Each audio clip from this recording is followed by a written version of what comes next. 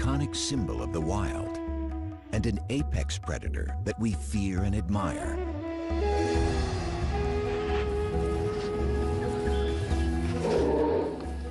In our imaginations, they roam the jungle. But today, many tigers have never even seen the wild. The vast majority of them spend their lives in captivity. Real meat? Princess is an American tiger, a distant relative of her wild ancestors. She doesn't even know how to hunt. Most tigers in America aren't found in zoos. They're privately owned. There are more than twice as many of them as the highly endangered wild tiger. This could change if new legislation is passed that would ban the private ownership and breeding of tigers. What are the issues surrounding captive tigers in America? And what does the future hold for their wild cousins? Tigers are one of the world's most popular animals. Everybody loves to see a tiger at the zoo. Even the scientists who work around them are impressed by their majesty. Ron Tilson is the senior conservation advisor at the Minnesota Zoo and a renowned expert on tigers. He spent many years tracking and studying them in the jungles of Asia.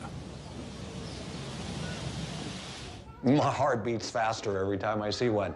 Yeah, there is, it's because everything, they represent everything. They are the icon of Asian wilderness. They are the most powerful cat, the largest cat. They are, in my opinion, one of the most attractive cats. But it's also the fact that essentially we have evolved as a species with the tiger, and the tiger is one of the only animals on Earth that preys and eats people. And when a tiger looks at a human being, I think the tiger sees us for exactly what we are. We are nothing more than a piece of meat.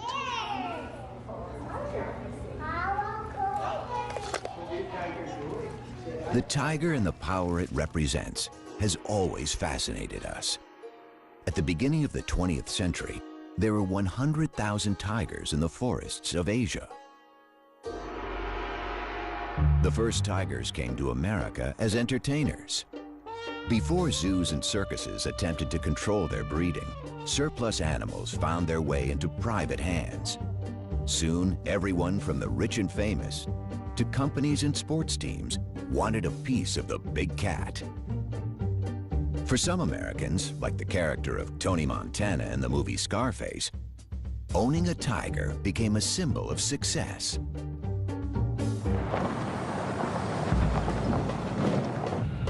Martin Dins is a celebrity veterinarian and was one of the first to specialize in exotic animals. His talent and reputation led him to work for A-list stars like Michael Jackson and the magicians Siegfried and Roy. He witnessed firsthand the rise of the tiger population in America. The tiger pet phenomenon became a trend, I would say, in the early 60s. We could be driving in Beverly Hills and see a person driving a convertible with a tiger sitting up in the back seat. Or people owning a Jaguar, a big Jaguar, driving around in their Jaguar with it. There were no import restrictions. There were no restrictions on the sale out of a pet shop of these kind of animals. You know, a little tiger cub is nice and cute, so people thought it would be fashionable. It was unique. They could show it off, and it was trendy then. The pet tiger phenomenon may have existed briefly in other parts of the world, but it never had the dimensions it's taken on in America. In the 1970s, actress Tippi Hedren, the star of Alfred Hitchcock's The Birds, embarked on an unusual film project. She starred in the movie Roar, where actors and crew members rubbed shoulders with dozens of lions and tigers. I can't believe we did all that we were foolish enough to do it. So many of us were hurt. you know, that it was, insanity. It was truly insane here. Tippi Hedren radically changed. She converted the Roar movie set into the Shambhala Preserve, a sanctuary for abused and neglected big cats. Her strong stance against private ownership has drawn attention to the issues facing captive and wild big cats. In the wild, tigers are threatened by habitat destruction and human encroachment. They've been hunted and poached for their skins. Most of all, they suffered from the illegal trade of their parts for use in traditional medicine. 97% of the species have been wiped out over the last 100 years. And with only 3,200 wild tigers left, they are facing a total crisis. Well, just about everything has been tried, and just about everything has failed. Everyone is trying to think through how to go about making a future for tigers, and the bottom line is that we've failed in every example. There is no one place you can put your finger and say, aha, here's the magic formula on how to save tigers. Tigers have been on the endangered species list since it was established. In 1973, it became illegal to import tigers born in the wild. So the tigers living in the United States today are American, born and raised. The population of captive tigers has been steadily growing. In the wild, a female spends a couple of years teaching her 3 or 4 cubs how to hunt and fend for themselves. But in captivity, she can breed every year. Today, most American tigers are privately owned, and some people still keep them as pets. Susanna Kukol and Scott Shoemaker live in the small town of Pahrump, Nevada, with their 6 tigers. Hi, baby. I know. Mama's girl, huh? If your definition of pet is something you throw food at and it's nice and docile, okay, then that's not a tiger. That's my girl. That's my girl. Oh, that's my girl. In the cage, it's just fun. Outside, that's when it's like, okay, we are going for the walk, we are gonna go for the training. So outside is like you are in school. In the cage, it's, okay, it's their place, it's their home. Oh, somebody's being cute. So basically, that's the golden rule. You don't push them into any serious training in the cage, and you never ever turn the back on a tiger. But not all captive tigers are pets or collector's items. Some private owners see themselves as conservationists and believe America is the tiger's Noah's Ark. Patty Perry runs her own Center for Conservation and Education in Southern California. She is also the vice president of the Feline Conservation Federation, the largest organization promoting private ownership and breeding of captive exotic cats in the United States. It's far from perfect, but in our world today, we have to have captive breeders, private captive breeders. We have to have private educators, because the zoos can't do it all. You don't get that kind of contact and that kind of one-on-one at a zoo. They have been poached, they have been hunted for their pelts and for their internal organs, and we have very, very low populations. This is Prana, the standard. The snow white is Vishnu.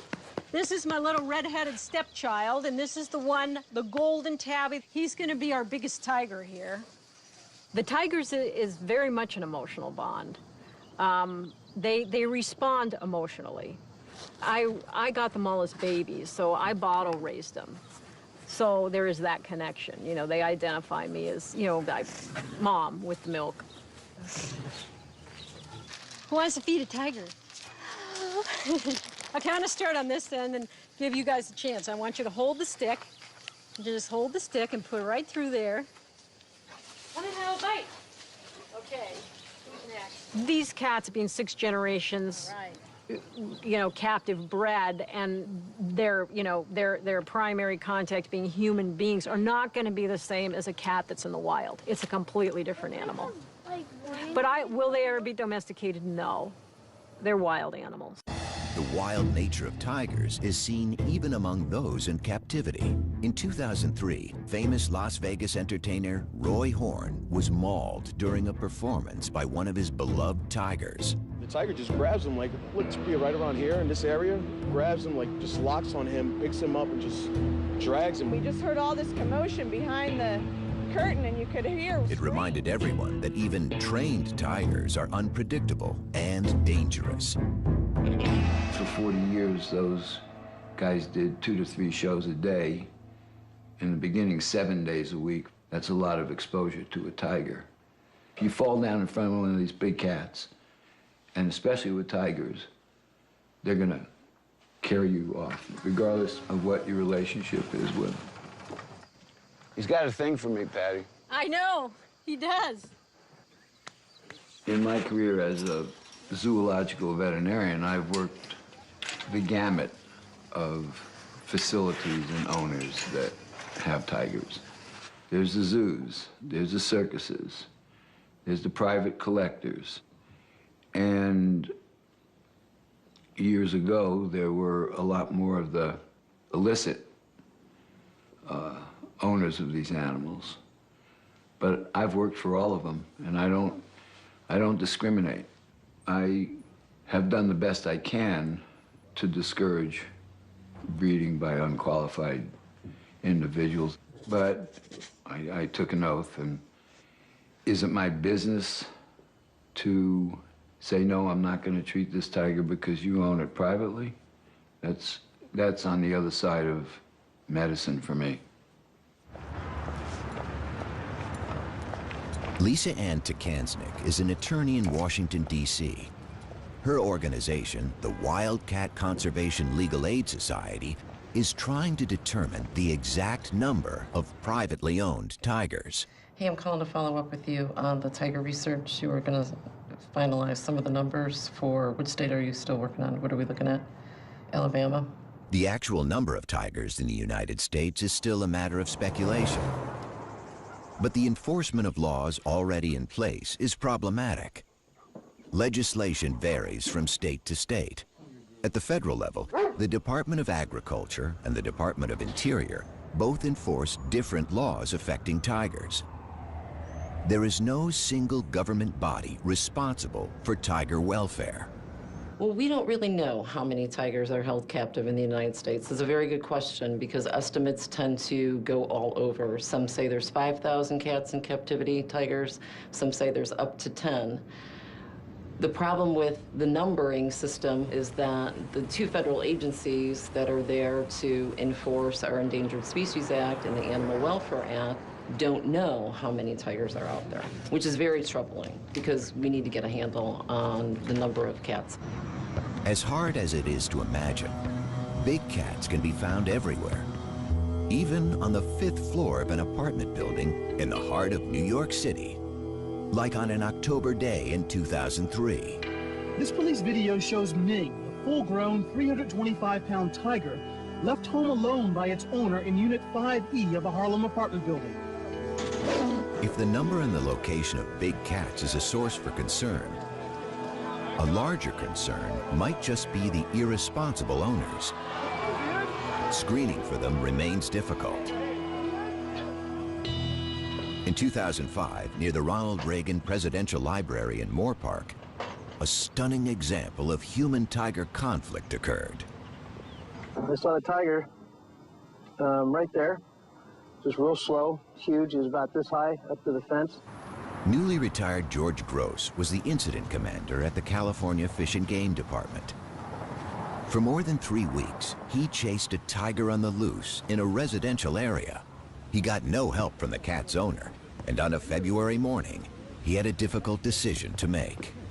Basically, this was like a city living in fear for a month because somewhere there was this large tiger running around in their neighborhood. We didn't see it for quite a while, but we knew it was in here. So when it climbed out, it was like it came out of nowhere. All of a sudden, everybody could see it, and it started walking around quite slowly through the grass. You know, I was within 150 yards of it. The first thing I thought was like, what a majestic animal. This thing's beautiful. But then, you know, I came back in, it's like, but I have this job.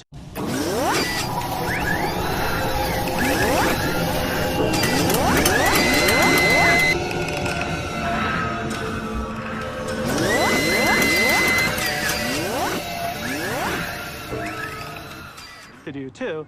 So it started walking towards me, and then it started going up a trail. I sat there and said, I can't have it up here on the soccer field, baseball field, and our opportunity to take a shot really diminishes. So that's when I gave the order for people with rifles to, if they had a clean shot, to take the shot. The male tiger, weighing as much as 600 pounds, was taken from the hills near the Ronald Reagan Presidential Library by wildlife officials who say they had no choice but to kill it. I've always felt that I, unfortunately, made the right decision. And, you know, to be honest, is the first thing I did was pat him and say I was sorry. Because I knew I didn't want to kill him. George Gross was not the last law enforcement agent faced with such a decision. There was an even more dramatic incident on October 18, 2011, when there was a massive release of wild animals in Zanesville, Ohio. The owner of a private zoo threw open the gates of his facility before committing suicide. This time, it wasn't one tiger, but 18 on the loose. They were all killed by the authorities along with lions, bears, and monkeys. It probably will come to another tragedy before certain laws are either enforced like they should be, or new laws are going to have to be implemented. To have multiple situations happen because we're not moving on these issues is very tragic, and it's very sad, not only for the individuals, but the cats that are involved, because most of the time those cats are shot on site.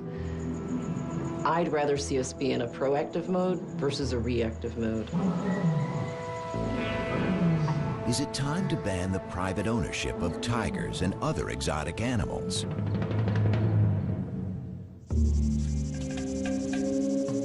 "26 states banned the private ownership of tigers, but in many states, it's still legal to own and breed them if you have a permit. Stories of tiger cubs sold at swap meets or on the internet are galvanizing the movement to ban private ownership of big cats. And in Washington, a political and legal battle is underway. People can't believe that these animals are still being born to be sold as pets. And you can get them for any amount of money if you're foolish enough to pay. And when you see those little cubs, they're cute. But by the time they're 7 months old, they are tearing up your house and taking a pretty good chunk out of you, because they don't have a 400-pound mom to say, knock it off, nor do they have any siblings with whom to play. So you become the sibling, and they're tough. You're dealing with an apex predator. They are top of the food chain, one of 4 of the most dangerous animals in the world. And yet our government says that's okay, and they will even give a permit to have these apex killers in somebody's backyard. It's very wrong. Tippi Hedren decided that something needed to be done and contacted her congressman. She successfully proposed a new law to prevent taking big cats across state lines, but this was just the beginning. So I took a bill to Washington in 2003. It was simply to stop these animals moving from one state to another. And it took 2 years. It was called, titled the Captive Wildlife Safety Act. It was sort of a precursor to the bill that I am ultimately, my goal is to have a bill that will stop the breeding of all of these animals to be sold as a pet or for financial gain. Tippi Hedren isn't alone in her quest to end the private ownership and breeding of tigers. Conservation organizations fear that the captive population of American tigers could contribute to the lucrative global trade in tiger parts for traditional medicines. For now, tiger farms in China and poaching are the main source of parts. To have a state law, and we have 50 states, banning breeding of tigers in captivity would be too problematic. And it's easier to make it a federal regulation. Then we don't have 50 different laws that could have as many different exemptions, so it's easier to do it at the federal level. The private ban is really focused on going after the individuals or these backyard breeders that are sort of out of the radar.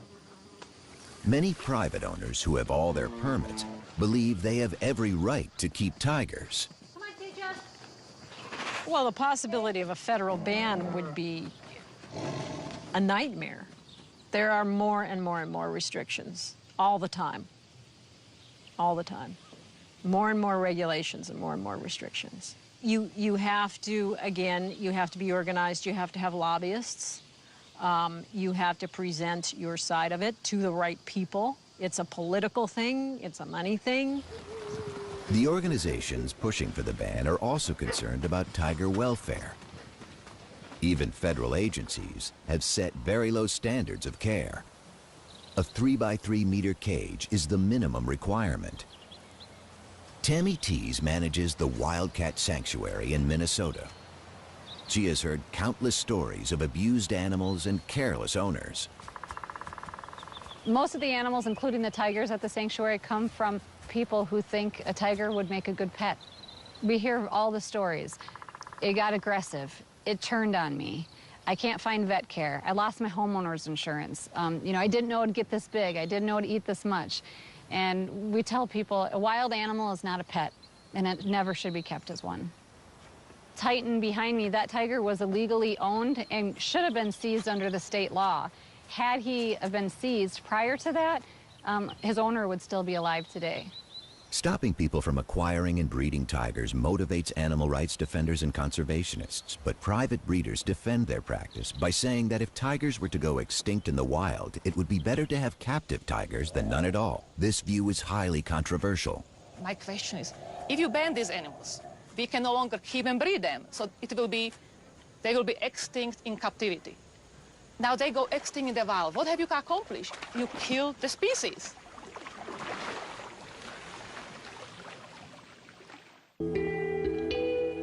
A ban on breeding or keeping tigers has broad implications.